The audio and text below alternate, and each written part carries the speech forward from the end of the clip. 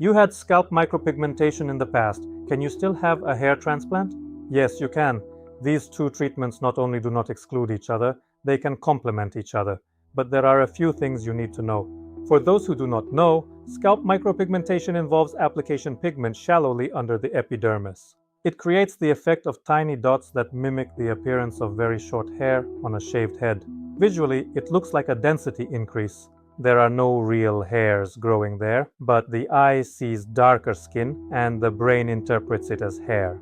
The fact that you have pigment in your skin is not a contraindication for a transplant. The FUE method allows for precise harvesting of hair follicles while avoiding areas with pigment, but the doctor must carefully assess the condition of your scalp before the procedure. Scars from micropigmentation may require more attention and precision.